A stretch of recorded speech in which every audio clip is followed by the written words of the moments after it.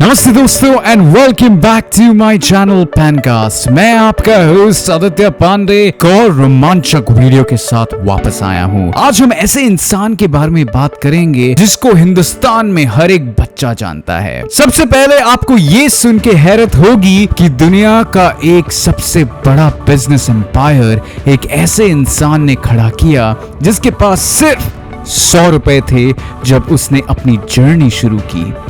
एक ऐसे इंसान जिसने अपने सपनों और डिटर्मिनेशन से इंडस्ट्रीज को ट्रांसफॉर्म किया और करोड़ों लोगों के सपने पूरे किए। आज हम गौतम अदानी के इस जबरदस्त सफर को एक्सप्लोर करेंगे। देखते हैं अदानी ने कैसे अपने बिजनेस एम्पायर को जीरो से खड़ा किया। 1962 में गुजरात के अहमदाबाद में पैदा हुए गौतम अदानी एक आम परिवार से थे। उनके पिता एक छोटे टेक्सटाइल व्यापारी थे, लेकिन गौतम अदानी के सपने बहुत बड़े थे। 1978 में सिर्फ 18 साल की उम्र में अदानी ने कॉलेज छोड़ दिया और मुंबई चले गए, जेब में सिर्फ 100 रुपए लेके। उनके पास ना डिग्री थी, ना पैसा और ना कोई बड़े कनेक्शंस, सिर्फ एक आंख थी कुछ अपना करने की। मुंबई में उन्होंने डायमंड ट्रेडिंग फर्म में काम शुरू किया, जहां उन्होंने बिजनेस और ट्रेड के इंपॉर्टेंट लेसन सीखे। सिर्फ 2 साल में अपनी मेहनत और बिजनेस इंस्टिंक्ट्स के दम पर उन्होंने अपना डायमंड ब्रोकरेज बिजनेस शुरू किया और पहली कमाई की। एक बहुत बड़ा मोमेंट एक ऐसे लड़के के लिए जो कुछ भी लेकर नहीं आया था, लेकिन ये तो सिर्फ शुरुआत थी।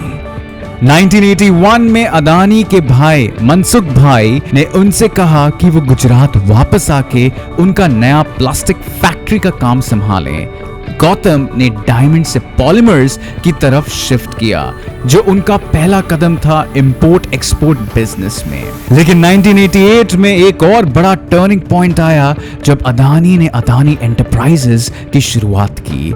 सबसे पहले उन्होंने पीवीसी का इंपोर्ट शुरू किया, जो प्लास्टिक इंडस्ट्री के लिए एक बहुत जरूरी मटेरियल था। उन्होंने एक इकोनॉमिक ट्रांसफॉर्मेशन को पहचान लिया। इंफ्रास्ट्रक्चर, पोर्ट्स, पावर, ये वो सेक्टर्स थे जो फ्यूचर डिफाइन करेंगे और अदानी इसका हिस्सा बनना चाहते थे। अदानी एंटरप्राइजेस जल्दी ही ग्रो करने लगी और एग्रीकल्चर से टेक्सटाइल तक हर जगह एक्सपैंड कर गई। लेकिन अदानी का सबसे बड़ा डिसीजन 1990s में आया जब उन्होंने मुंद्रा पोर्ट का डेवलपमेंट कॉन्ट्रैक्ट जीता। ये एक ऐसी डील थी जो उनका और इंडिया का फ्यूचर बदलने वाली थी। मुंद्रा पोर्ट छोटी शुरुआत से आज इंडिया का सबसे बड़ा कमर्शियल पोर्ट बन चुका है, जो हर साल लाखों मेट्रिक टन्स का कार्गो हैंडल करता है। इसके बाद अदानी ने हर सेक्टर में अपने एम्पायर को बढ़ाया। उन्होंने पावर जनरेशन में भी कदम रखा। 2000s के बीच में अदानी को एहसास हुआ कि भारत के बढ़ते पॉपुलेशन को मैसिव इलेक्ट्रिसिटी की जरूरत पड़ेगी। तब उन्होंने अदानी पावर की शुरुआत की, जो आज इंडिया का सबसे बड़ा प्राइवेट थर्मल पावर प्रोड्यूसर है। लेकिन अदानी यहां नहीं रुके। उन्होंने माइनिंग, एग्री बिजनेस और रिन्यूएबल एनर्जी जैसे सेक्टर्स में भी डाइवर्सिफाई किया। उनका बिजनेस फिलॉसफी एकदम सिंपल थी, पूरा सप्लाई चेन कंट्रोल करो स्टार्ट से फिनिश तक। इस अप्रोच ने अदानी को अपनी प्राइसिंग कॉम्पिटिटिव रखने और क्वालिटी और डिलीवरी कंट्रोल करने में मदद दी। ये उनकी सक्सेस का एक बहुत इंपॉर्टेंट पार्ट है और ये सब एकदम कैलकुलेटेड रिस्क्स और लॉन्ग टर्म इन्वेस्टमेंट्स के साथ बनाया। उन्होंने हमेशा इंफ्रास्ट्रक्चर की इंपॉर्टेंस को समझा। उन्होंने एयरपोर्ट्स का पोटेंशियल देखा और आज अदानी ग्रुप इंडिया के 7 एयरपोर्ट्स को मैनेज करता है, जिसमें से मुंबई का छत्रपति शिवाजी महाराज इंटरनेशनल एयरपोर्ट भी शामिल है, जो दुनिया के सबसे बिजी एयरपोर्ट्स में से एक है। अदानी का सफर चैलेंजेस से भरा हुआ था। एक एक्स्ट्रा ऑर्डिनरी इवेंट 1998 में हुआ जब उन्हें किडनैप किया गया था। डर को अपने सफर में रुकावट नहीं बनने दिया। हर चैलेंज को उन्होंने फ्यूल बनाकर अपने सक्सेस को और स्ट्रॉन्ग बनाया। अदानी की सक्सेस सिर्फ एम्बिशन से नहीं बनी, ये उनकी परसिस्टेंस, विजन और राइट टाइमिंग का रिजल्ट है। उनका सफर हमें यह सिखाता है कि एक विजनरी लीडर वो होता है जो आज को नहीं बल्कि कल को देखता है। तो गौतम अदानी ने कैसे अपना एम्पायर स्क्रैच से बनाया? उन्होंने ग्लोबल मार्केट्स का डीप अंडरस्टैंडिंग रखा और इंडिया की पोटेंशियल पर पूरा भरोसा किया। उन्होंने बोल्ड रिस्क्स लिए जब दूसरे लोग डरे और फ्यूचर डिफाइनिंग सेक्टर्स में इन्वेस्ट किया।